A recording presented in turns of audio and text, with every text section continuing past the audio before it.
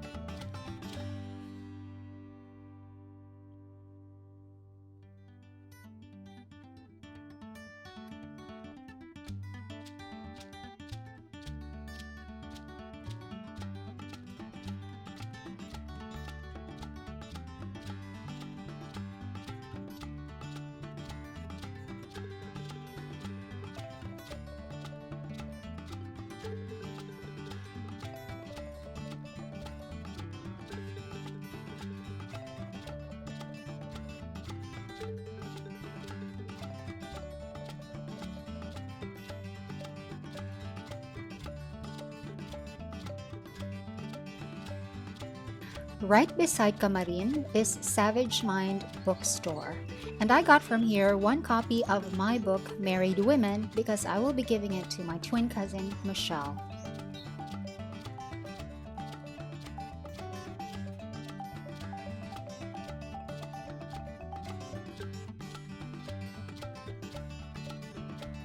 And then, because I still have some time before the lecture begins, I decided to go upstairs to Tagawe Cove Cafe.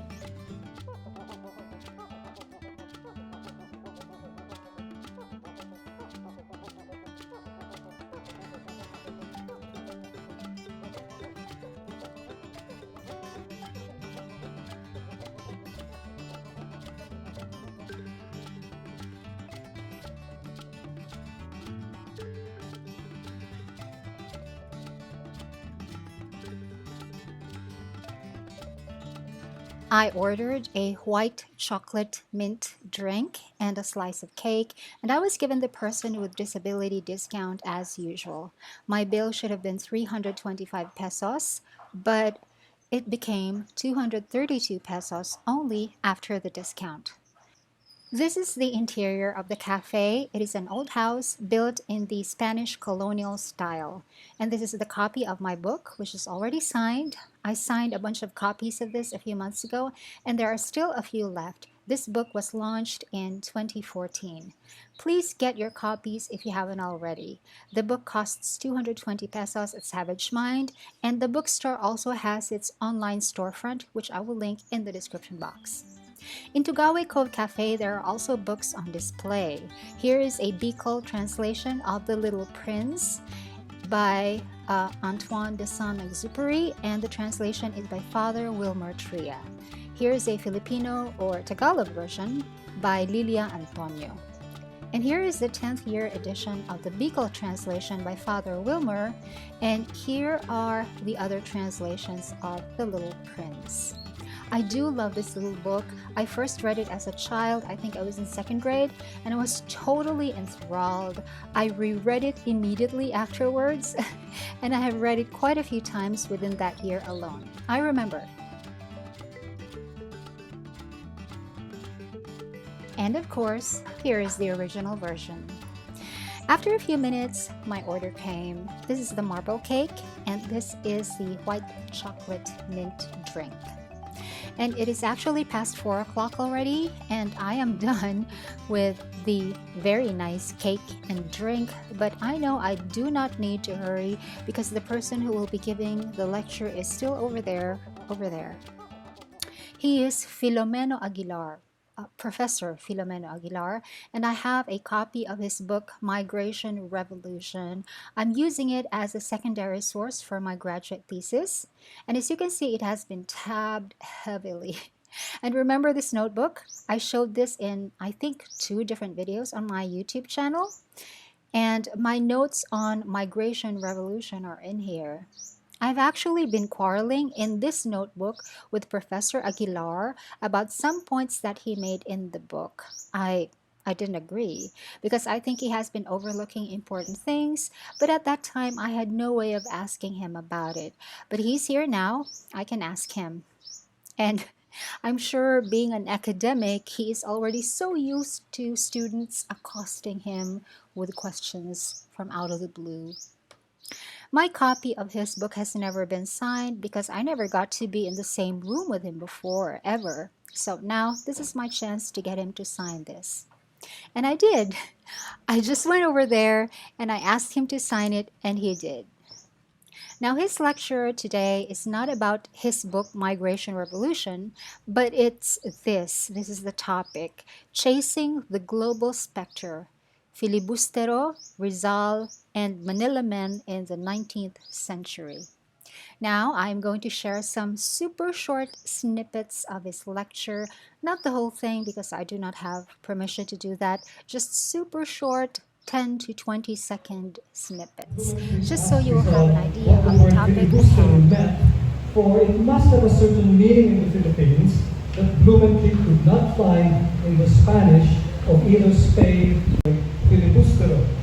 How may these concealed histories help us understand the Philippines in the late 19th century? How is the sinister figure of the Filibustero in Rizal's novel related to how he imagined the nation? There is some basis for this kind of theory. Okay, so that's the origin of the word, complex origin of Filibustero. At the settlement in the whaling industry, at least as oarsmen who were part of a multi-ethnic workforce. In chapter 100, near the end, it reads, "In a moment, Ahab, the captain of the Pequod, was standing in the boat's stern, and the Manila men were springing to their oars." The misfortunes of Umperibaro, the Noli, to become Simon of the Philip. In the circularity of this content, the novel vividly shows the Filibustero's ability to corrupt colonial authorities, impelling them to commit more acts of injustice that would deepen social disorder and foment an uprising so that people would free themselves from their debasement and this circular haunting.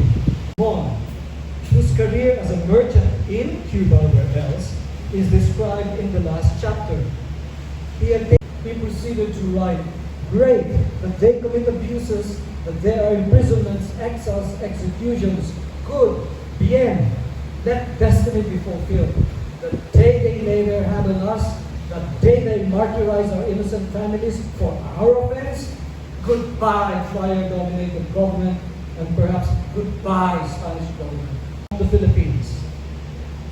With his strange appearance, huge dark glasses that covered his eyes and the upper half of his face, unusual accent, a mixture of English and South American, English fashion, and time spent across the Pacific, Simon Feliz Gais Crisostomo Ibarra of the novel. Now, after his lecture, the floor was open for questions, and I did ask him that one burning question that I have been fighting with him about in my notebook. His lecture today was about the Manila men who were the very first Filipino overseas workers. So, my question today had something to do with what he said in his book Migration Revolution about overseas Filipino workers now. I was basically prodding him for an opinion on what should be done about the labor expert system of the Philippines, and he gave a very satisfying answer. His answer also made a lot of sense in explaining everything he said in his migration book. His answer was the missing link that I could not see.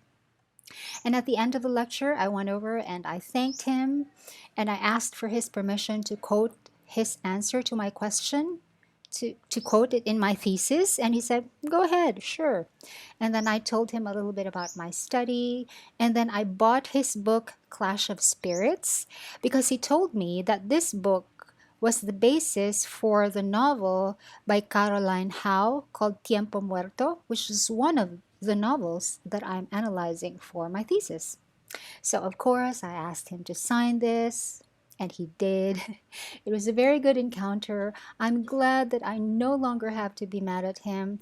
I was actually mad for nothing. I totally misunderstood him, and I'm glad he corrected me.